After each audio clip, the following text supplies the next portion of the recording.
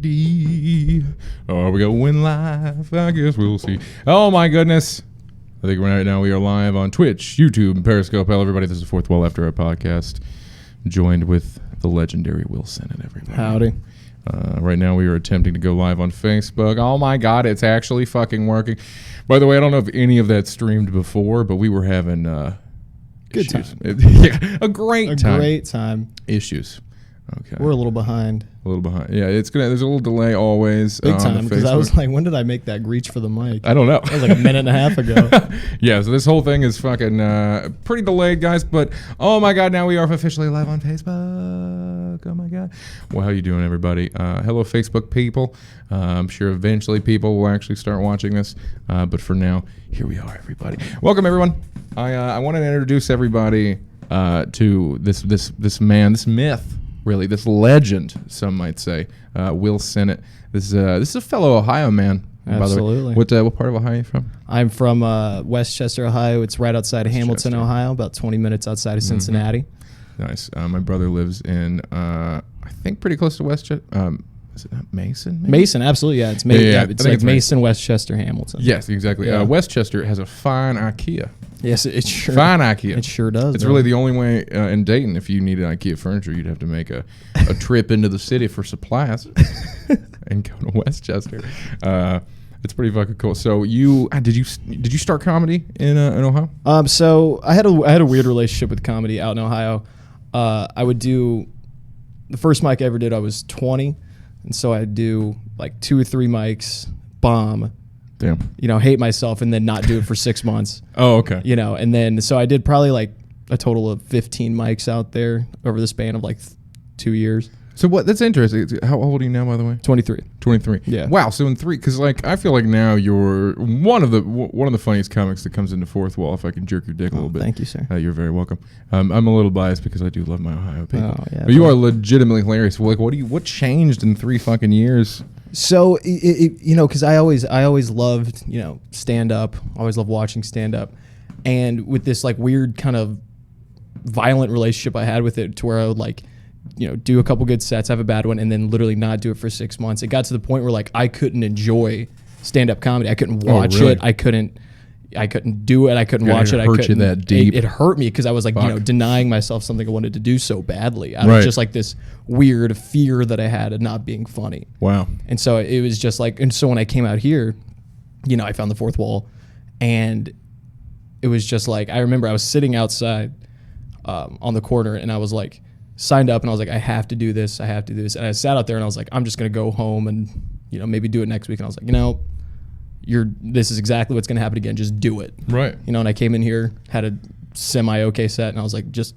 every day, keep going up. No shit. So really, like you mainly have been doing stand-up for technically only like 7 solid months out here in LA, yeah, right? I'd say so. Damn. What brought you out here to begin with? Like, did you move here strictly to pursue stand-up? To LA? Yeah. Well, it was partially that, and partially to get into film. Oh, naturally. Yeah. So I came out here to do an internship. Oh, cool. Yeah, and stand-up was just like something I was like, yeah, I'll probably do that when I came out here. Oh, nice. Okay.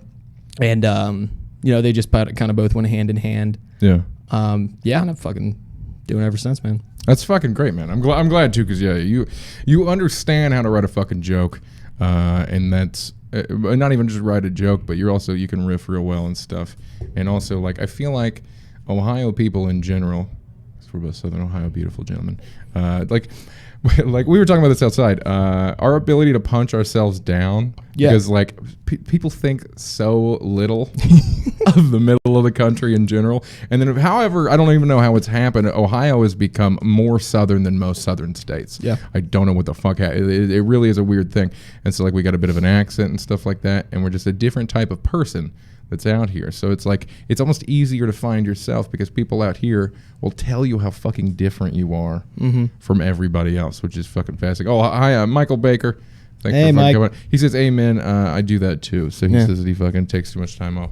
Yeah, that's what it is, man. It's just like you just kind of got to, it's almost like you got to waterboard yourself with it, just as much as you can all the time.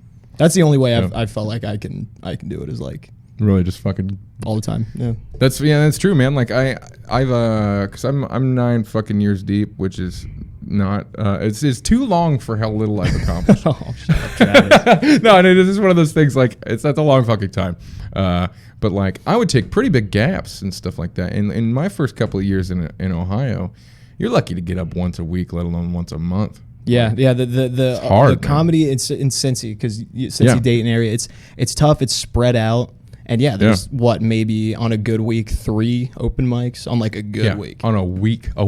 Yeah, and like fucking A, dude. I did Cornfed, Ohio. Yeah, that's a fact. Absolutely, bro. I did 6 today. It's today. You know what I mean? Like it's fucking the amount. That's why there's a pro and a con to starting in LA.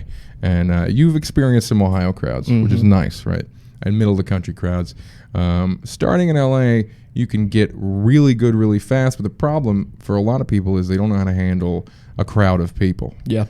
And I see that a lot, like in a lot of the dudes that moved out here to do something else and then started doing stand-up because, like, do you like, because you did your the Joe Menente's living room show today? Did you feel like you handled, like, the crowd was fucking fun? Oh, it was great, you know. And there's something about, you know, because I've mostly, you know, just done open mics. There's something about an actual crowd as to where it's just like, because with open mics, I mean, you know, I love open mics, but the thing is, like, everybody's there to, you know, do their time and do their set. So you're thinking about your set the whole time, and you're just you're distracted a little bit. But with a normal crowd, everybody's there to see you and laugh. Yeah, they're not even thinking about getting on stage. They're terrified of it. You know, yeah. They're there to be fucking entertained. So people don't get enough of that out here. Mm-hmm. So I'm glad you're fucking finally doing shows and doing stuff like that, because I'd like to see you fucking be thrust into the people's arms. Also, Michael Baker said there's nothing in Dayton more in Columbus. I'll tell you what, Michael Baker, I fucking hate Columbus. Now, granted, I haven't done stand-up in Ohio in a while, and really I've mainly been either Virginia or out here for the last 5 years or 3 or 4 years, whatever. But Columbus was a bunch of fucking dicks. Dude. Really? I never did anything. You never did in Columbus? No. Most people that are from Cincinnati, Cleveland, anything like that, they don't even know any Columbus comics because you guys don't leave it. Hey, Maddie. It's oddly pretentious. It's oddly pretentious. I went to a few open mics up there, and it's like weird, like segregated pocket mics out here. It's like they would, if they knew you were from out of town, they'd just look at you.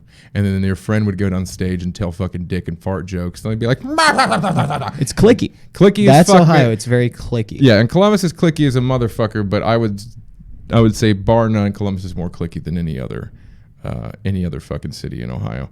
Granted, I've never really done much in like Akron or Toledo. Right. Well, I can't imagine there's much of anything going on there. Oh, did you? So, how many times do you think you did stand up in Ohio? I'd say total 20. 20? That's a decent amount. Yeah, over the span of a couple of years. Okay. Yeah. All right, well, that's a decent amount. Michael Baker, let's see his response. I've had a blast in Columbus, and I'm from Dayton. That's interesting. How long? I'm sorry to also bring you onto this podcast, Michael Baker. Yeah, get in here, brother. Yeah. Clicky, yeah. Okay, so he agrees.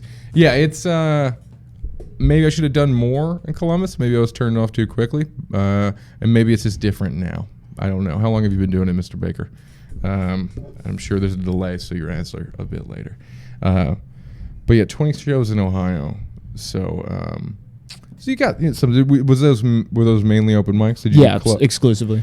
Was it Go Bananas? I did Go Bananas. The first time I ever did stand up was Go Bananas, and it was a bringer, which was a mistake.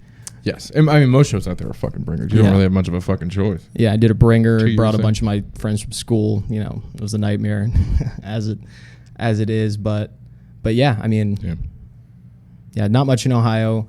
Yeah. I would consider like LA to be like the place I really got into it. Okay, well that's good though, because I mean this is one of those places where I think the biggest thing for me when I came out here was seeing how fucking how many killers are out here. Oh my god, dude! Jesus Christ, dude! Like, there was even a dude who came in today. I think I hopefully I added him as a friend on Facebook, but his name was Lou. And never seen the dude before. He's only been here a year and a half, but really he's only been doing stand up the last 6 months in Ohio. But started, I believe, in Philly.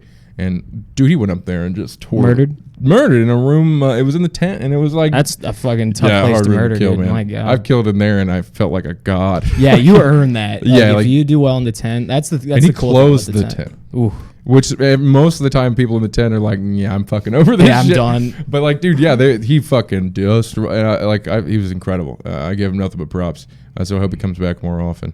But like, yeah, dude, you just get these fucking dudes out here that have been doing it for a long time, or even just guys that have only been doing it a couple of years, but they've been doing it here. Mm-hmm. And they never take any time off. And like what you've been doing, like, 7 months strong here. But like, if they do that for 2 fucking years and then they turn into just mass fucking murderers, man. Because that's the thing. That's the best thing about LA, and especially the fourth wall in of itself is like time. Like, you can get so much time out here. You can do 4 shows here a night. Dude, yeah, a comic's life is literally measured in fucking time. Yeah, 5 minutes at a time. Yeah, exactly. Yeah, and that's the thing. You can just like you said, you can get past that. Because like, let's say in Ohio, there's 3 mics a week. Right. That it's very tough to like break through that first, and that's where I kept getting stuck. You can't break through that first initial, like, I suck, but I know I can get better. Right. Yeah. You can't break through that, but here you can break through that in a couple of months. Yeah, dude. I mean, shit. Like, sometimes you could break through that in a night. You know what I mean? It's pretty crazy. Like, I've started the day with nothing to talk about. Didn't think about a single set. Got up there and just thought about riffing. And like, sometimes I feel even bad for the 5 o'clock show when I do that, because I'm like, I don't have any fucking thing to say. And then by hour, 8 or 9, I've crafted a new bit because a comic said something, and I went, "Oh, I know a thing." Yeah, and it just it's cool. That's one of the cool things, and I guess suck your dick a little bit. Yeah. But your ability to riff always kind of just, because I mean, I remember I did one shitty like offhand like reference, and that like sparked your memory of something, and you have 5 whole solid hilarious minutes on it. Dude, I did it the full set. I did it. It turned into 14 minutes. I was only supposed to do 10 minutes when I headlined Brett Eby's house party show, and that turned into an 8-minute fucking bit. Really? Yeah, dude. And it's hilarious. I've heard it, so it's hilarious. Oh, thank you so much, man. Yeah, it was just one of those things. So thank you. Did you ever do any improv or anything like that? I did. Nice. In school, in college, it was just like once a week. The local college improv club, and then I never really took to improv as much as I had hoped I could, just because. Really? Yeah, I don't. It's something about like, you are a hell of a writer. You're an incredible writer. Like, you write really good jokes. Like, I envy how well you write, because thank you. I'm just a fucking waka waka. Right. You know what I mean? But then flip side, that's something I envy about you, is that fair. you're just like fucking, just roll with the punches, whatever comes your way, you can. And I find that sometimes I stumble, and that's what got me with improv, is like when I'm not in complete control, I kind of go off the rails a little bit sometimes. Oh, right. Okay. Maybe it's just time, dude. Because I mean, like, I have had the fortune of kind of always knowing I wanted to do this. So I started improv when I was like 16. Oh yeah. In like high school? Yeah, I started taking classes at like a Rosewood Art Center. Oh, sure, in Kettering, Ohio, and just so like I have the good fortune of doing that. You did theater too, right? Yeah, the theater major for 3 years. Okay. At Sinclair Community College. Hey, man. Great theater. The Kingmaker. Yeah. Literally, I had the reason I dropped out, and I make fun of myself and talk down about it, and like when I talk about having a moving job. But the reality is, my director, after I got nominated for an Irene Ryan after doing this play called The Foreigner, and Irene Ryan. No, I have no. You know what that is, dude? Yeah. That's no joke. Yeah, I went to Michigan, fucking competed, did all that stuff. Wow. Yeah. Fuck yeah, bro. Well, thank you. And after that happened, actually got nominated for an Irene Ryan for a different play, then did another play, and at the end, when we did our rap party, the director, this beautiful old gay man, he's so fucking great. He's been with the department for a long time. He walked up to me and was like, why are you trying to get a theater degree? I was like, it might look good on a resume. He was like, you're funny. The school can't teach you anymore. Wow. He was like, he's like, if you don't really want this fucking piece of paper, if you don't want to spend any more time here, go be funny. Get out of here. Get Fuck the fuck yeah. out of here. That, and I'm really bad at fraction math. So I just got the fuck out of there. Let's see what Michael dropped some stuff here. Gay comic here. Get a little more mic time. That is a fascinating thing about Columbus, Ohio. Lots of gay comics. Really? Tons of gay comics. To the point where I feel like if you're a filthy straight, they fucking hate you, dude. Or not hate you. You just don't get into as many shows. And yes, you do need to head to LA. LA is incredible. Yeah, Mike. Yeah, come on out, brother. We got time for you out here, dude. Yeah, like there's literally 10,000 comics in LA, but only 100 of them are good. That's not true. There's a fuck ton of great comics out here, but yeah, man, it's one of those things where you can get so much fucking better if you put in the time out here. But where'd you go to college? Miami University. Oh, yeah, Miami. Yeah, Miami University, the public Ivy. That's the funniest thing about Miami is like, one day we were just like, we're an Ivy League school, and then we just marketed ourselves as that. We're like, we're a public. We're like a public Ivy League school. I have people ask, like, they're like, how close is that to Miami University? I was like, how the fuck have you heard of Miami University? Growing up near it, I just didn't think it was. Well, it's like this big, like, famous, like this big party school, and like, That's true. Yeah, I did a gig out there, dude. I got to do like this tiny little theater. I don't even know where. Was it on campus or is it? Yeah. Well, fuck yeah. Okay. It was really cool, and it was such not a college gig because I felt like everyone was hammered. Yeah. Oh, and it was like 6 p.m. There's nothing to do. Like it's a small school surrounded on all sides by corn. There's nothing to do but drink. Yeah, and isn't a big fucking hockey town. Somehow. Yeah. Oh yeah. They love our their hockey team's sweet. Which is fucking weird because it's like I feel like hockey's not that fucking big in Ohio. Well, you know what it is? It's most of my friends in Miami, and a lot of kids, it's Chicago, Detroit, and St. Louis feeder school. So 3 big, rich white kid, towns. But and so hockey just afford a hockey rink, dude. Yeah, exactly. Yeah. That's why I didn't even know anyone in Ohio had a hockey team. Yeah, I mean, I knew nobody growing up who played hockey. Absolutely nobody. I knew a handful that maybe played lacrosse from other schools, but they were always like those schools where like each class is like 2,000 people. You know what I mean? Like Centerville. Centerville. Yeah. So it was a big fucking school. I love that you know all this stuff. That's so good. 107, 107.1, you know what I mean? Oh, yeah, dude. Nice. Did we ever, let's see here, you did it in Cincinnati, 96.5? Yeah, The Rock. Yeah. Dude, so good. Fucking yeah. We're not, this isn't about you guys anymore. We'll just turn the cameras on. We're going to talk local Cincy radio. Get the gay guy some mic time. It's $5 out here, dude. Yeah. That's another thing that people usually don't tell people when they move to LA. Like, when I first moved here, I thought it was weird that because fourth wall, it's $5 5 minutes. But here's the deal: you get so much out of it, and most mics will charge you fucking $5. Some of them for 3 fucking minutes. Yeah, and you got to buy 2 fucking drinks. Yeah, that's what'll get you. And it's a shit fuck or no money. You have to buy 2 fucking drinks. It's fucking and it's time a racket is invaluable. Here, yes, that's the thing. Like $5 for 5 minutes is a steal. Yeah, especially if you're starting out. And the show will be 50 minutes, pretty much maximum. Like you have to stay for the whole thing. That's how it's how we're able to fucking form good material. We force you to stay in the motherfucking room, so you might as well listen and be fucking supportive. Well, and it's only 50 minutes, so it's not like some of these mics are 3.5 hours and you might not even get up. Yeah, with this it's 50 minutes. You know you're getting up, so you have a semi-captive audience at least. Yes, exactly. And it's hard as fuck to make comics laugh. Everybody fucking knows that, and to the point where if you're really good at making comics laugh, it's almost bad. Yeah, because chances are you're doing something wrong. Yeah, you're doing too much murder rape material or some shit like that. Fletcher Cade, shout out to Fourth Wall is truly the best bang for your buck. Absolutely, thank you, man. Fletcher Cade. I know I'm biased because I work here, but motherfucker, I don't work here, and this place is thank you, brother. Unreal. It's you can craft a bit a night if you do enough time. Well, okay. Michael Baker makes another good. Did an open mic in Columbus, 35 comics. Exactly, like. That is a lot of mics out here, and a lot of those are lottery. So I know you got to fucking draw your name out of a fucking hat. Some of them are show up, go up. But nevertheless, like you just sit and fucking wait. And also, most of the time, if you go after 12, no one's fucking there. No one's there. No one's paying attention. Everyone's tired, wants to go home. Yeah, most of the people are like standing by the door, fucking smoking joints and doing God knows what while waiting.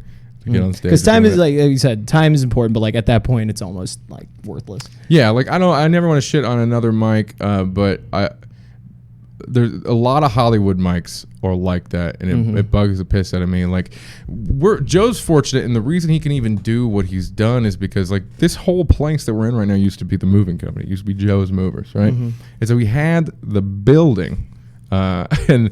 Like bars can't do it, comedy clubs can't do what he does because it's like you can't run a mic an hour at a comedy club. Like you just kind of can't control that. You also have to do shows that would pay way more money with way bigger comics. So it's like in order to do what we do, he just happened to have the place. He always wanted to do it. He started Show Up, Go Up, and then Joe. I remember. I think I came here near the tail end of Show Up, Go Up. Yes, that would have been. He started. What month did you move here? February. Yeah, I think because it was starting to fizzle. It was starting to get weird. Yeah, it was. My first couple of times it was bizarre. Yeah, super fucking weird. And but now it's a fucking machine. Yeah, now like Joe's giving me a lot of compliments on helping him, but like Joe is the master fucking mind. Like if anything, I feel like I'm more of like. I don't know, the body to the mind, because it's like I know just how to do shit. I know how to fix shit. I know how to, all that fucking stuff. And Joe just knows how to do crazy things. And to create this format, and every time I bring it up and try to compliment, he's like, "Oh, you do it long enough, you just figure it out." I'm like, "No, you don't. This is..." Yeah, no, this is like, I've never seen or heard of anything like this. Yeah, no one does this. And a couple of mics have tried to steal it, but they can't do it. Yeah. It also requires...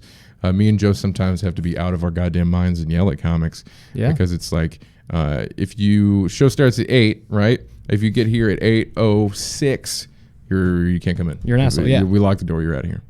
So it's rigid as fuck. And that's what separates it, is like, because in comedy, open mics and stuff, it's, a lot of friends. You don't want to piss your friends off. So it's like, yeah, come on in. You're 10 minutes late. It's fine. But you guys, you run a tight ship, and everybody knows the rules. Yeah, exactly. So and we also if you know break them, then it's on you. Nobody's being an asshole because you knew what the consequences would be. Yeah, exactly. Well, then it's like I'm friends with most of the fucking people that come here. I'd like to think, and then the thing that made me the absolute saddest was it was 8:06 or 8:07, and Joe texted me and said, or no, I don't remember exactly what happened, but Tom Allen, who I love. Great guy, great comic. Incredible comic. And then Adam Johnson, also great comic, incredible dude, right? Consider both those dudes friends, incredible dudes. And like I open the door at like 8:07 and they try to walk in and I fucking like full bouncered them. Yeah. And like the look in Tom Allen's face when I stopped him was like he had like a dead puppy. Like it was one of those completely involuntary faces. And he just went, and I went, "I'm sorry guys, it's 8:07. And I the rules. Yeah, I know. And I'm like, they were, oh man, they were so sad, and I felt so bad. But it's like that's why we fucking. That's why no one's usually late anymore. It's a machine. Yeah, exactly that. And like you gotta crank it out like that. And I feel like a lot of comics have never started anything like this because Joe Manente. Hey, what's up, buddy? What's up, buddy? Yeah. 8:07. 8:07 is a no go, dude. Absolutely 8:07 is a no fucking go. Yeah, you might as well show up at 8:55. Yeah, you're better off just canceling last minute because you're not gonna do it. What's Michael Baker says? Must have 5-10 people in an audience. Oh, we're still talking about we're talking about the Cincy Dayton mics. Yeah, really? He says you got to. They're bringers. Like a lot of them are bringers. Oh, you're right, exactly, yeah. And it's sad because it's like. Sometimes if you get a bunch of good comics that have been doing it a while in Ohio and stuff like that, there's no one to bring anymore. Right. Yeah. So it's like you got this great lineup. You're starting off and you have friends who still want to come, and that runs out quick. Yeah, and there's a lot of comics that we had ended up booking a lot in Ohio to fill the show who were bringer dudes. Joe Mendes is great Sennett. Oh, thanks, Joe, and absolutely, sir, to that second question. Oh, There's a lady, yeah. Oh, did you bring her to the show? Yeah, she loved it. You abandoned her to come do this podcast? Absolutely, bro. Oh my God, I feel so honored and privileged. Yeah, man. That's also, first off, baller ass move. Thank you. Baller ass move. Joe, she thought you were very funny, sir. So Joe's always fucking funny. Joe's a killer, dude. Me and Joe, I sometimes forget because we do so many shows here, how good Joe is. Yeah, no, that's the first time I've ever seen Joe do an actual show set. Oh my God, dude, so because he just riffs off the top of his head and he's hilarious. You should see this chick's ass. He's gonna show me pictures later. I'll show you pictures. But this is the first time I've ever seen Joe do like a legitimate set and start to finish. So good. Absolutely just murder scene. Like, dude, we did the Ice House together. It was the first time I got to do the Ice House, and I may have been a couple times Joe did the Ice House. But host Joe, me, And Joe just spent 10 minutes just fucking swinging a dick around. This every fucking thing he said. Like, I feel like they were laughing at shit that wasn't even funny after a while. Because he's got like that physical comedy. Just exactly. Nails it. Yeah. The dude just fucking destroyed. And then I get up there and they laughed at they laughed if I breathed out loud. It was so fucking good. And to the point where the next 3 comics didn't do very well. Like, it was like we fucking just... It was incredible, man. So yeah, Joe. A lot of people sleep on Joe because sometimes, a lot of times, man. I feel like I worry that some comics don't know what I do at shows because, like, I sometimes get up there and I'm like, oh, well, I had a weird day, and I'm just fucking venting or I'm just talking about something. Like and your therapy 5 minutes. At a and time. it's like and it's like as long as I have one great set and out of 6, I'm sometimes pretty cool about it. You crushed that night, but thank you so much, Joe. I think I remember when I got off stage, I believe I lifted you into the air ballerina style. I was... That's your move. That's my move. I have the strength of 1,000 retards. And I did just fucking Joe. Yeah, that was way too fucking amped, man. Thank you very much, Joe. I appreciate that. We're just gonna keep jerking each other off. Yeah, I like this. This is the masturbatory podcast. I know. Well, yeah, that's again why I wanted to have you on here. I'm a big fucking fan of you and the stuff that you do. I want to ask you a few questions about some of your jokes without fully giving away the joke. Tell me, highly emasculating. Well, Joe, to be fair, I'm a big boy. Greatly enjoyed. Isn't it fun? I feel safe when you do I'll ask you this question in a second, but you feel safe. I feel safe like when I'm holding you, you, right? I'm always big spoon.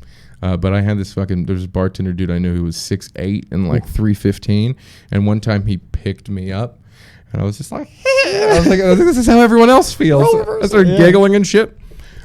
What? Stop, you're turning the gay guy on. Michael Baker. Hell yeah, Mike. All right, we're going full cam girl. Oh, by the way, this is turning into a gay porn. But okay. You talk about you're 16 years old, you're getting your first blowjob. Yep. And you get caught by your girlfriend's at the time's mom. And then you had to do chastity class. All right. Just tell me about it. Dude, I feel like there's so many missing details. So it was the most so the way it happened was unreal. You know, we got caught, and then this girl's mother is like, all right, I'm driving you home. I'm like, well, fuck, because I lived 50 minutes away. Oh, fuck. So you just sit me, her in the back seat. Her mom's driving. Not a word was said the entire time. Absolutely my God. Heinously, brutally, painfully awkward. And especially as a teenager, dude, like an adult being upset with you feels like everything is fucking coming down on you. Yeah. And we're there, and I was like, hey, like, do you want me to tell my mom? And she's like, she thinks I'm like some idiot jock. She's like, you know Pete Rose is? And I'm like, yeah. She's like, do you think Pete Rose would have gotten less trouble if he just told the truth right off the bat? And I was like, okay, so. Is that a yes or a no? I don't know that. Okay. And so and they struck a deal in order for us to continue to date. We had to go to this chastity class together. And it was just brutal, dude. Like, because it was like, what kind of church did you have to go to do this class? And so it was. Because you're Catholic, right? Catholic. So it was like an upbeat, like, you know, cool guy Catholic. Oh, church. Right, yeah, like one of those like khakis and a button up. And he's like, "What's up, guys? You know, like we're just talking, we're hanging out." Dude, there's such a uniform for fucking church dudes. Yeah, you know what I mean? Yeah, like they all wear exactly the same. The sandals, the Birkenstocks. Dude, that's real, man. I don't know what the fuck that is. I don't know why they all have that uniform. And then some of them, a lot of them have the same haircut. You know what it is? It's because it's the way a guy who isn't cool thinks a guy who is cool dresses. You know what I mean? Such a good fucking He's point. putting on like a mask. He's like, yeah, exactly. He's like, I watch One Tree Hill. Like, shout out to Michael Baker. A lot of those fucking dudes are a gays. A lot of those dudes are just like, especially like the youth pastor dudes and stuff like that, just aggressively in the closet, violently so. I went to school with a guy who was one of the most religious zealot dudes I'd ever met, and then my first day of theater school, he was in class with me. And you were like, I fucking see you, brother. And then slowly but surely, his gayness increased.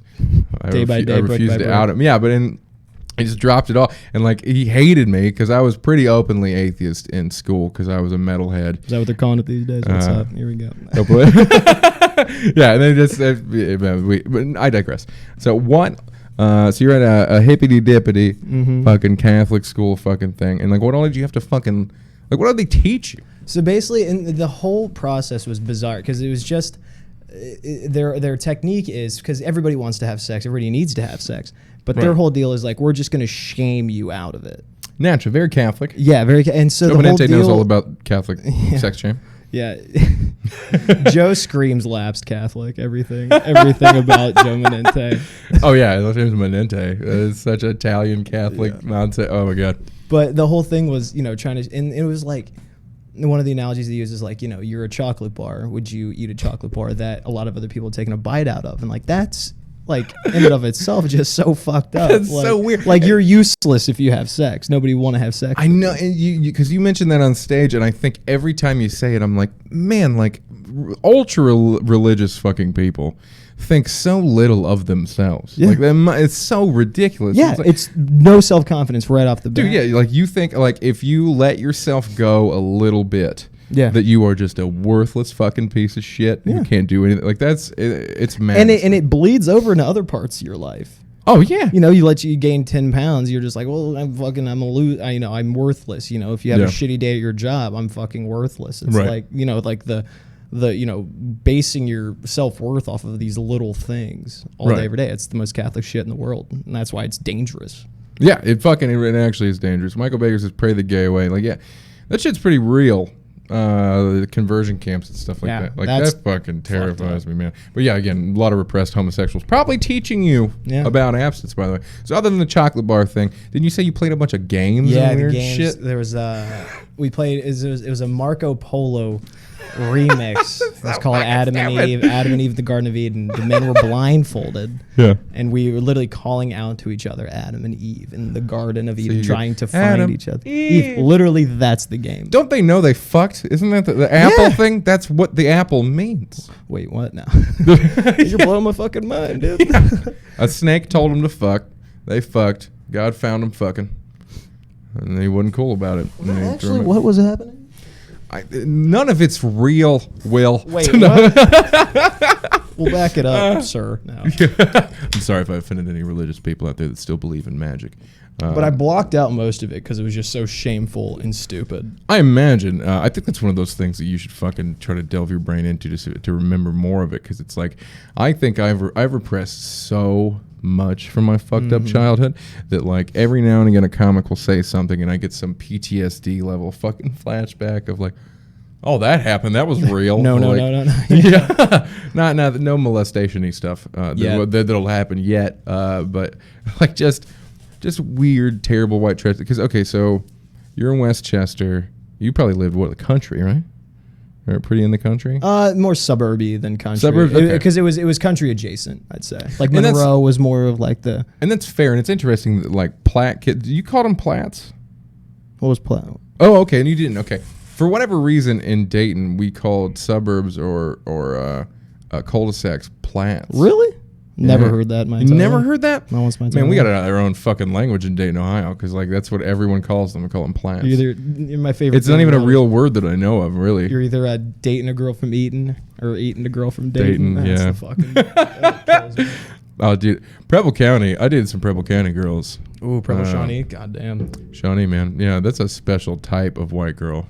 Yeah. There's corn-fed. They usually got a booty. Yeah, they do. Yeah. Violent. Yeah, man. I dated a chick from Preble Shawnee that she came to a show with me, and then after the show, apparently she thought I was going to be buying her drink. I was working, right? But I wanted to bring her to a show, but she was with a bunch of other people, and apparently she was. Oh my God, what have I done? It's okay. It's fine. We'll deal with it later. Okay. But I'm driving. We're going to an after party at my fucking house, and she wants me to take her home, and I'm drunk, but my house is down the road from where the show is because it's Ohio, and of course you're fucking going to drive drunk. And then because I said I wouldn't take her home, she fucking started freaking out, and I was like, what are you doing, you crazy bitch? And because I said crazy bitch, dude, she fucking 1-2'd my ass. Oh my God. Dude, yeah, dude. Probably like that area, those girls will kick your ass. Dude, they'll fucking fight. Like, and it's like, what do you do? Like, you can't just get 1-2'd and then just be like, all right, you weigh 110, and then fucking you can't do that. That's fucking. You got to duck and cover, man. I know, man. Like, I literally had to just do like full arm cover. Yeah, just protect the goods. And this bitch is just fucking pounding on my head, and you have to kind of eventually just do like a stiff arm maneuver. All you're allowed to do is stiff arm maneuver, by the way. Yeah, but if you do it too hard, you leave a bruise, and then the cops will arrest you, even though you're bleeding. Fact. Feminism. Take notes. But yeah, those girls are fucking out of their mind. Where did the girl who gave you the old blowy live? 50 minutes away. Lebanon. I got some family in Lebanon. I love that it's called Lebanon, but it's Lebanon. You have that good bit about it. I don't want to burn it, but no, it's it's for sure Lebanon. Yeah, absolutely. It is 150. Yeah, because I'm from New Lebanon. You know what I mean? Lebanon, right? But they just Lebanon. Yeah. It's ironic that's named after a Middle Eastern country when they care so little for the Browns. Big time out there, man. Lebanon was way bigger though, right? Like wasn't it kind of a city? Yeah, no, it was like its own fucking entity. Yeah, they had a great football team that I remember. Yeah. Oh, you getting fucking blown up, bro? Oh fuck yeah! Is that the lady? That's the big booty. Oh, big booty bitch! We'll say it's getting blown up right now by a big booty girl. How long you left the show? What, like an hour ago? Yeah. You know, she wants you to be done with that podcast, bro. Oh no, I tell her I'm here for hours, baby. We're rolling. We're rolling, dude. We're rolling. Doing what we got. We're fucking doing. We're rolling, man. Rolling, brother. So you basically lived in the suburbs, and then did you? What school did you go? What's your school called? High school. Yeah, Bishop Fenwick. You know, Bishop Fenwick. I don't. It was in like GCL. Fenwick sounds familiar. It was in the like Moeller and St. X and. Yes, all that's those a big different Catholic bracket because I was in SWBL. Okay, slow white boy. Slow white boy league, dude. Yeah, it's so funny that you know that. Yeah, you guys were just in a like most of the SWBL schools were small as a motherfucker. Yeah. Like we were like I think D4. Okay. That's about what we were. We were all. I mean, I had like 300 kids in my graduating class, like very small Catholic schools. And it's interesting because like some of the schools were so big they had to take them out of a lot of the leagues and stuff like that. Because like even though Centerville was closer to us than we never played Centerville in ball, and it was like 30 minutes away from us tops. We never played them because they would fucking wreck it, dude. Yeah, they would ruin us. Like we were. How was your sports team? We were good, man. Your football. Usually, when you say sports team in Ohio, usually you mean football. Football, yeah. I played football up until my junior year. Nice. What would you play? Quarterback. Quarterback. It wasn't good. That's how you get those. That's how you get these fucking 16-year-old blowjobs, dude. A little quarterback cred, brother. Junior varsity quarterback. That's fucking great, dude. All right, so you played quarterback. And then did you do any other sports? Did you wrestle or anything? Football and basketball. Basketball was more my sport. That makes sense. You're a taller fella. Yeah. I'm short as fuck in high school, so I wrestled. That's what I want to talk about. Oh, okay, yeah. Okay, so you were short in high school. Really fucking short. Really fucking short, and you were big. You're a big kid. Fat as fuck. Fat as fuck. Well, and that's what always blows my mind because you know some people who like lose a ton of weight, you can just kind of like see it on them the way they carry themselves. But you look like you've been this like jacked and in shape like since you were like 13. Oh no shit! Even the way like you carry yourself like a guy who's been yoked for a decade and a half. That's fucking good. I'm glad that fucking comes off that way because like sometimes I wonder if people can see the fat in me. The pain. I mean, out here, most people still consider me fat, which is the saddest thing in the world. But like, yeah, man. I mean, I was 370, dude. When I started losing weight, I was 20. I turned 21. I was 370 and started fucking dropping those lbs. Yeah, and just been. What are you down to now? Like, I'm 235. 235. Fucking solid. It blows my mind that you were ever that big because you wear it. I did it pretty slow-ish. I lost 100 pounds in a year. So I got down to 270 in a year and then plateaued a bit and stuff like that. But I've been doing a lot of intentional plateaus just to get the skin to catch up, right? Cause that's the biggest thing. That's got to be the toughest thing, right? Yeah, some of it is never going to be the same. Like I will forever have weird man boob action. Yeah. But like it is what it fucking is. But also it's like, I feel like most people can look past that, women-wise and stuff like that. Yeah. Especially like you get to look at these fucking arms. Yeah, those fucking pythons you got on you. These 21-inch pythons. Those fucking murder machines that you're walking around all day. I know, exactly. You know what, though? It's beneficial because, like, my head is so big. Yeah. It sure is, man. It is. This motherfucker's an 8. Yeah, I want to fucking throw a quarter at you and just watch it, fucking orbit around your fucking melon. It's fucking shit. My head is so big. I don't know why. My little brother's got the same problem.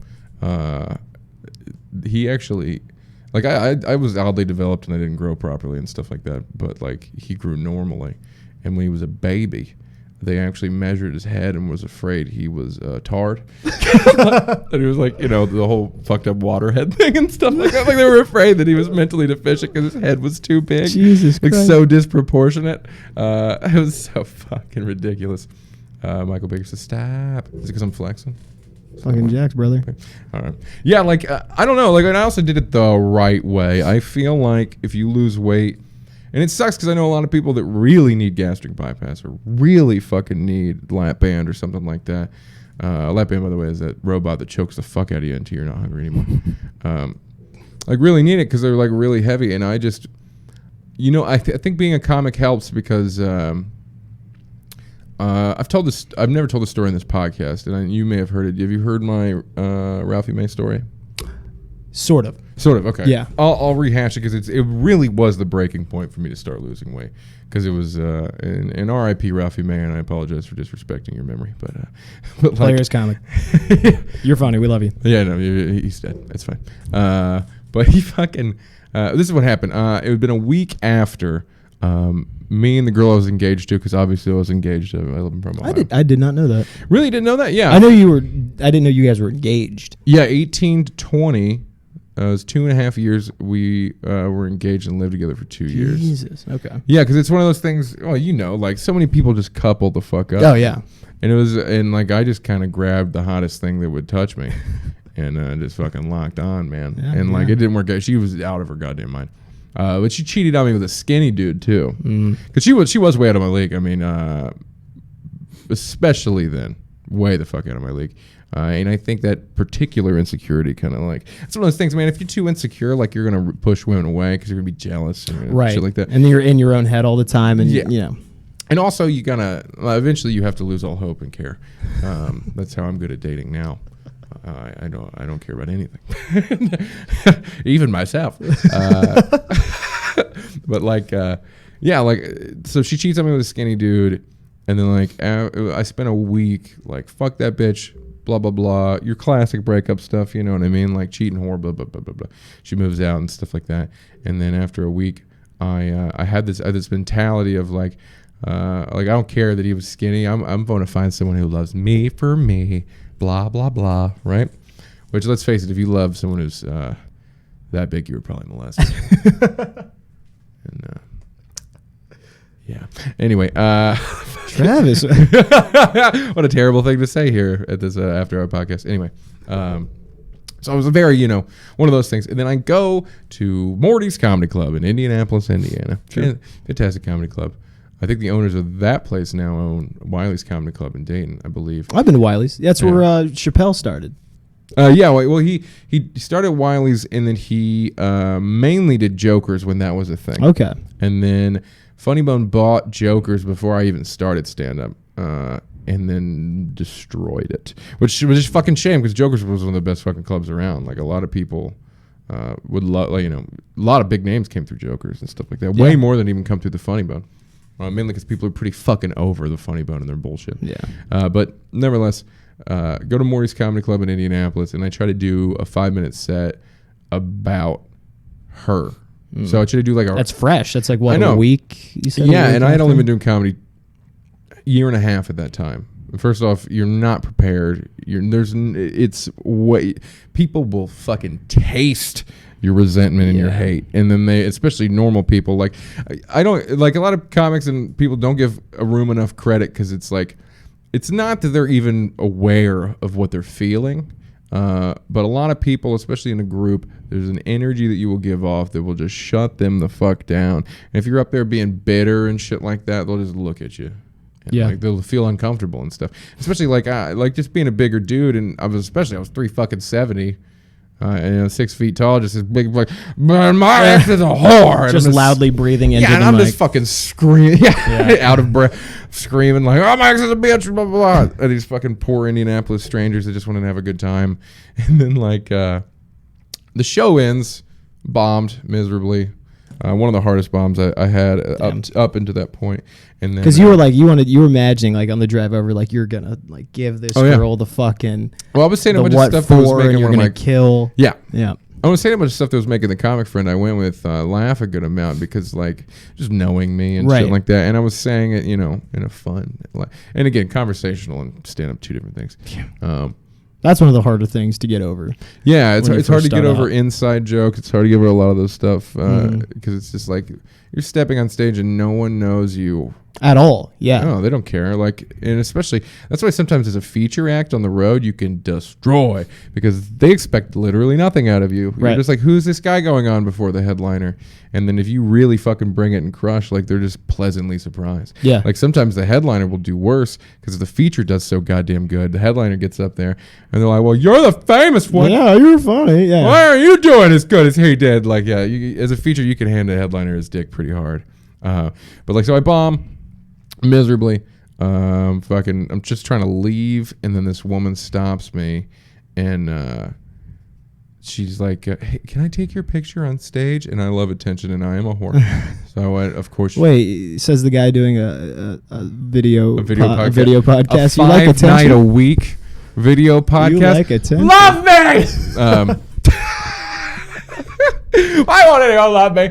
No, but like, so I do the woman, I get on stage, I hold the fucking mic, smile, whatever, and she takes it from a low angle, which isn't good on me now. Right. Let alone low angles are good on really anybody. It all just kind of goes. Right? But back then, especially when my chins were plural. That was a big boy. But so then she goes and send. All right. And I'm like, huh. And I was like, what the fuck you doing? Like what's going on?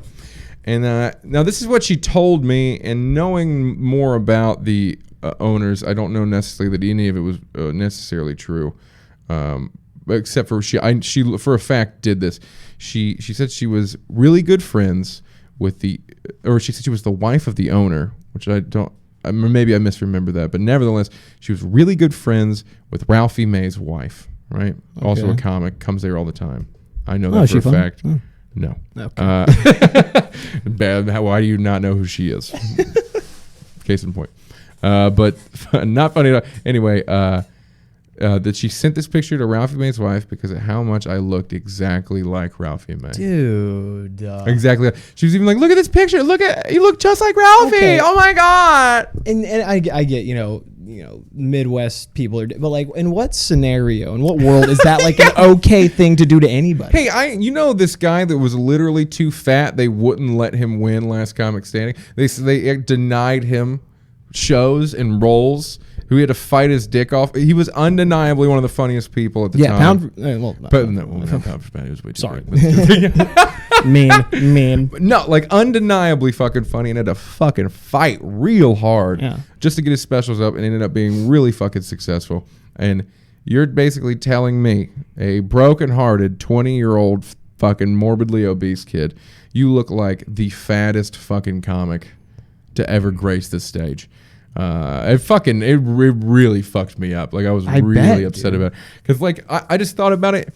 It's weird that the X thing didn't even bother me that much. Like that's almost a testament to how much I love comedy. Cause I was like if this is how people are perceiving me, if this is what people think when they first see me, like then all of these fucking like great fat jokes that I've got or all this other stuff is now a detriment. Cause it's a crutch and this will do nothing but hinder my career. And like also like I had a year before I had a bunch of auditions that I would have been the best actor for. Right. However, when you're that big, you can only do so many fucking parts. Right. Yeah. And they're not the parts that you want. Yeah, because it's like, especially like you're that big. Like I look like Chaz Bono, like a motherfucker. By the way, let me see if I can do this. For any of the people watching, I'm going to attempt to do something really weird right now. I'm going to do a screen grab. Okay, we got a display capture here. I'm going to pull up real quick a picture of my fat ass. And pull that up. Can you go to the bathroom real quick? Yeah. He's going to leave real quick, guys. Be right back. This man needs to piss. Let him piss. First guest ever pissed in the podcast, by the way. It's fine. Yeah, it's fine though. It's okay. All right. I'm gonna try to get on my Facebook here. I want to find all of my fat picture because I feel like a lot of you people, especially even from LA that know me now, like you made a good point in there, Will. Like, don't even believe that I was ever as big as I was. So I want to pull up a really good picture and I want to share it with you guys in the video. So I'll do a screen capture thing. Let's see. Excuse me.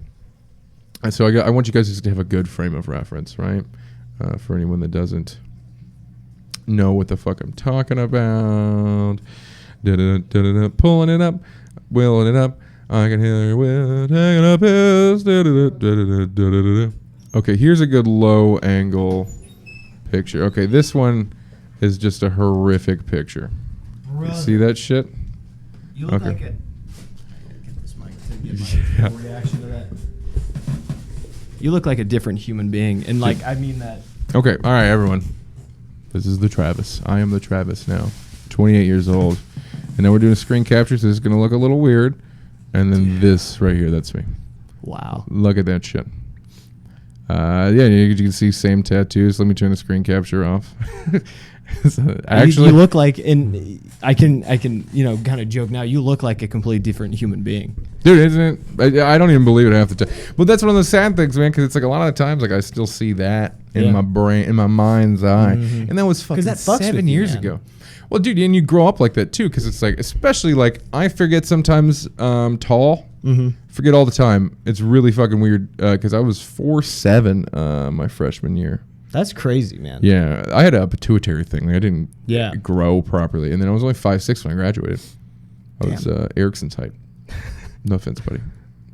Love you, Erickson. But that's the I guess the craziest thing about that is that with the weight loss, you didn't really only improve, I guess, your life, but you improved your ability as a stand-up, because when you're that big.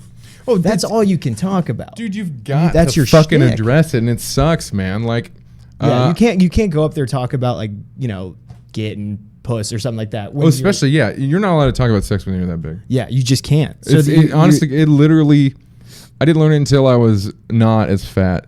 You gross people the fuck out. Yeah. A lot of people hate fat people. It's a weird primal almost. It's weird. You know what? I think it can come from. Some people say it's because it's lazy, but you're right. The primal aspect is just like, look at all the resources this person has in a weird way, right? Right. Why are they like that? Well, yeah, like all fat is just stores for later, right? Yeah. Which is why I love this OMAD diet that I'm doing now, because it's like you don't realize how much you've got stored and how much you can use it.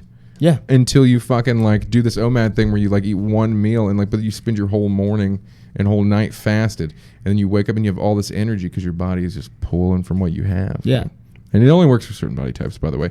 If you're working on a 6-pack, don't do this. This will fuck you up. You got to be a big boy to do OMAD. But yeah, you saved like your comedy career is completely different. Yeah. You can talk about whatever the fuck you want now. I know, and it's great. Like the only thing I ever address, a lot of people think I look like a lesbian, and it's probably true. Yeah, well, the arm tats don't help. I know. Isn't that fucking weird? I'm a goddamn man, everybody. They took my look. Those tats fit on a badass guy, but also a lesbian. Also a lesbian. Yeah.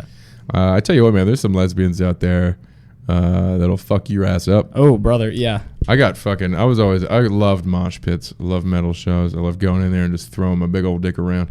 And I got put on my ass by a lesbian who was just like, I don't know if women were allowed in the NFL. They don't let them in there. Holly Mangold, dude, local girl. Remember her? Yeah, she tried to kick her, right? Yeah, no, she was. Remember Nick Mangold, that big offensive center for OSU? Yeah. His sister was a lineman. Big girl. No shit. Olympic power. I didn't know that. Now. Yeah. Oh, word. Yeah, that makes. Man, some of those girls. But you know what? I always look at. I think it's incredible how much those women can lift, for sure. And when it comes to like even the 90% of men or 99% of men, it's insane. But then you look at that 1% of dudes and the discrepancy between male powerlifters and female powerlifters. Like, I was looking it up the other day. What do you think the record is for female bench press? 450. Something like that. I think they might even have done I fucking nailed 515, something like that. Like You thought that was a gotcha question. Not today, sir. Come on. Right, and it's then. What do you think the record is for male powerlifters bench press? 550. The world record for most. Don't you? You know what it is. This is the got me. This is the get you part. 650. No, the world record for male bench press is 1,100 pounds. There's a man out there that bench press. Is it the fucking mountain? Is that guy? I know. I don't know. I can't remember. Someone verify that online. Well, something about that. It is over 1,000 fucking pounds. That's crazy. Well, and some of it is fucking the stubby arms thing with like the really big guys who literally only have to go like that. Yeah, and that is a good point. Because there's something about a giant guy like that who can be strong and a giant woman like that. That's very true. I feel like that's, And you know what, though? Like, as far as practical strength goes, please don't yell at me, women. I'm sorry for that. Well, I mean, we have more testosterone. It's literally unfair. Yeah. Like, it's actually unfair. Like, especially if you go all natural, which most of the time powerlifters are not all natural. Yeah. Barely. Well, women have the power to not talk to us at bars, so I got that going. I know, yeah. And it's like, what? They use that power really well. Yeah, they're really good. They abuse it around me. Let me tell you. Dude, how do you feel about dating out here, man? I know you talk a lot of shit about it. It's so hard, right? It's, it is. It's hard, but short people can lift more too. Short people can lift more. They can, yeah, because they're fucking, most of the time they look better too. Most Mr. Olympias were tiny dudes. Little dudes, yeah, they wear it very well. Yeah, because it's like I have incredibly long arms. The fact that my arms are this big is a testament to the incredible amount of tard strength. That I fucking have, because I look at Shaquille O'Neal and he looks jacked, and that blows my fucking mind because he is a foot taller than me. Yeah, and he's enormous. Like he's got like 25, 26-inch arms. It's fucking out of control. Like to look that big is wild. Yeah, exactly. But you asked me about dating. Yes, please tell me. Dating. I mean, I talk a lot of shit about it because I think, and we were again hitting on it earlier. The self-deprecation, it just comes easy to the Midwest guys. But I think it's, as a guy who's never had a ton of, never been, I've never been like great with chicks. There's some guys who just are. Oh, right. I went to school with a couple dudes that like, they just fucked, man. They just like it's something about, the pheromones they go off. Some dudes just fuck. Never quite been one of those guys. Yeah. I mean, I don't know what the fuck. Never. I've given up on the. It was when you're like a kid and you're like 12, you're like, one day I'm gonna grow up and be I'm gonna grow up and be fucking Wolverine, or but like that's not. I am the best version of myself. Unfortunately, I'm as good as I'm ever gonna get. But I mean, there's something. I guess it's hard. Of course, it's hard, and everybody lives in different places. If you live 10 miles away, you might as well live in another state. Yeah. That's hard. That's what's crazy about this place. Yeah, like I have my any dating app thing I do on a mile. Yeah. Yeah. It's one of those fucking things where like if you go any further than like maybe I could date a girl that lived in Burbank. Like, yeah, if she's worth but I mean it's hard out here, man. I mean it's hard everywhere, but just people are just a little bit, they have their guards up a little bit more. Yes, that, and Joe Menente has the best rants about dating out here, and he's so right. Yeah. Dating out here is so much more about status than looks. Yeah. It will always be. Like, an ugly dude out here can do so much better than an incredibly handsome-looking dude out here. Especially because a fucking solid 10 dude is a dime a fucking dozen. Right. We are types out here.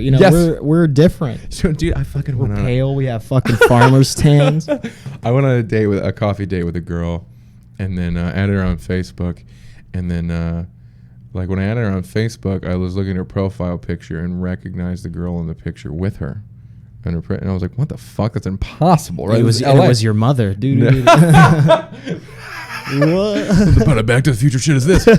But no, like I went on a date with that girl a month ago, and the girl I went on the coffee date with was Jewish, and she was Latino, and and they were roommates, and I'm like, they must be the best friends in the world because I'm a particular flavor of white dude out here. As are you, my friend. Midwestern white dudes are a particular flavor. Yeah, I would say we got our farmers tans. We're just drinking 2% milk on our way to work. Yeah, dude. Like most of the time, I've got like super dark forearms, and then like red, and then just the whitest you could ever be. And because of that, dude, you just always look like Neapolitan ice cream. Because there's something about, I guess you can tell with like LA guys who have like been LA guys for years and years and years, sometimes their whole lives. They're just like, yeah, I'm surrounded by hot women. What of it? This is, but with us, we're just like, oh my, like we're so excited all the time. It is really nice, and like, dude, I tell you what, man, the longer I'm single, I think I'm reverting to some sort of primal form. Yeah, dude, like I'm especially doing that moving job. I'm doing the moving job. I'm fucking riding a bike everywhere, so you're almost doing constant leg work, which increases you're a fucking testosterone. Man, 24/7, dude, all the time. So your testosterone, my testosterone is always going out of control. And like I'm to the point now where like I have become the problem. Like I'm not doing anything, but any woman that walks by, I'm just like, I'm staring uncontrollably, and I'm like, I'm reverting. I'm losing. Because you see the hottest girl you've ever seen in your life 10 times a day. Every single day. It's crazy. So fucking weird, man. And it's like, where do you live in North Hollywood? No, I lived in Oxnard for the longest time. Oh, no shit. Yeah. Oh, that's right. You told me that. Yeah. So that was a nightmare. I thought it was weird. That's so fucking far. Yeah, that sucked. That was, especially coming here. I'm amazed you found this place living in fucking Oxnard. Yeah. I just kind of Googled, open mics, and this place was like the first one that popped up, luckily. That's fucking, serendipitous. Yeah, brother. And then, because I was doing, so I lived in Oxnard, which is on the coast, and then I had my internship in Malibu, and then I would drive here in 5 p.m. rush hour traffic. So I was doing 3 hours a day in the car every day. Nightmare. So where do you live now? I live in West Hills. I'm living with my buddy's family for a little bit. That's better. Yeah, it's better. Not great. It's not ideal. Better. No. Yeah. Are you thinking about making the move to the valley and stuff? Absolutely. Yeah. Once, because I'm currently seeking employment. Hire me, please. Right. Once I get that nailed down. Once I probably let's not get ridiculous, Travis. Okay. These hands. These are a comedian. Hands. These are funny hands. You do have big ass Ohio hands. I don't. I have small hands. You think those are small? Oh well. Actually. Let's get gayer. Okay, we're holding hands now. There we go. I don't know. You are much taller than me, and I feel like. Yeah, I don't know. I have like tiny. It was always a problem with like football. Tiny hands, big feet. I'm just like crudely put together human. It was just a rush job. Somebody was like, "We fucked that one up." Well, he's gonna have a weird, shitty crudely life. Put together human. Yeah, just like a fucking slapdash, fucking. I love that. Yeah, I feel like I am two halves that weren't meant for one another. My torso is out of control. Yeah. And then my legs are like the size of a man, maybe daintier than Eric's.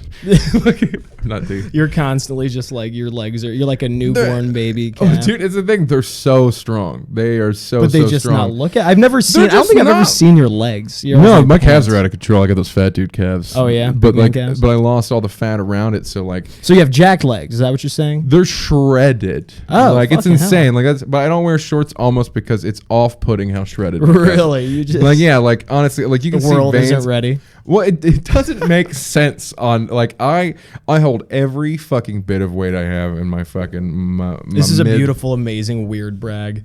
Like, like, do you got to see my fucking legs, man? Dude, like my legs are perfect. I know, and it's sad is because it's like I'm sure most chicks I end up having sex with, luckily. Absolutely.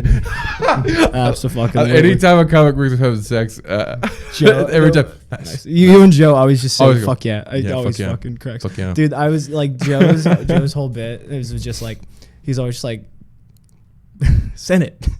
Jizz on any chicks lately? Like everybody sees just like jizzing on anybody lately?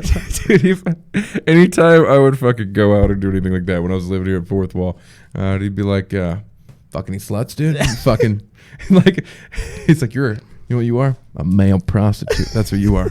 Fucking. Oh shit, dude, we were an hour and 2 minutes. All right, guys.